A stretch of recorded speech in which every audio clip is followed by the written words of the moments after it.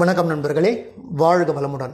இளைஞன் ஒருவன் இருந்தான். அவனுக்கு படிப்பது என்றால் மிகவும் பிடிக்கும். ஆகையால் படிப்பதற்காக புத்தகங்களை சேகரித்து கொண்டே இருந்தான்.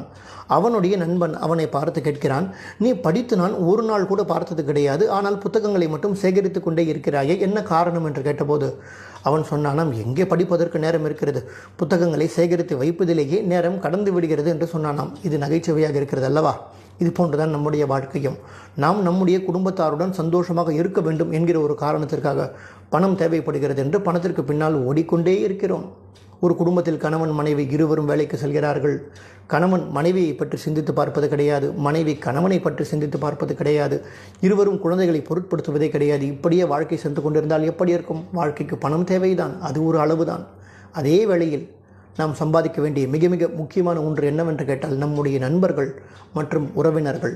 இவர்கள் இருவருதான் நம்முடைய வாழ்க்கையின் இறுதி வரை நம்முடன் வருவார்கள். நம்மிடத்தில் பணம் இருக்கிறது என்று வைத்துக் கொள்ளுங்கள், ஆனால் உறவுகள் இல்லை நம்மை பார்த்து கொள்வதற்கு. நாம் பணம் ஒருவருக்கு கொடுத்தால் நமக்கு வேலை செய்வதற்கு ஒருவர் வருவார். ஆனால் நம்முடைய உறவுகள் நம்மை பார்த்து கொள்வதை போன்று அவர்கள் பார்த்து கொள்வார்கள் என்பது என்ன நிச்சயம்?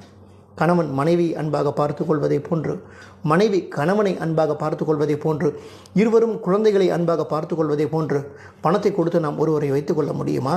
ஆகையால் நாம் புரிந்து கொள்ள வேண்டிய மிக மிக முக்கியமான ஒன்று என்னவென்று கேட்டால், பணம் வாழ்க்கைக்கு தேவைதான். அதே வேளையில் நாம் நம்முடைய நண்பர்களையும் உறவினர்களையும் சம்பாதிக்க வேண்டும். அவர்கள் இருவர் மட்டும்தான் நம்முடைய வாழ்க்கையின் இறுதி வரை வருவார்கள் என்பதை நாம் அனைவரும் புரிந்து கொள்ள வேண்டும். மிக மிக முக்கியமான ஒன்று, யார் ஒருவர் படுத்த உடனே எந்த விதமான சிந்தனைகளுமின்றி படுத்த உடனே யாரால் உறங்க முடிகிறதோ அவர்கள்தான் வாழ்க்கையில் உண்மையான பணக்காரர்கள்.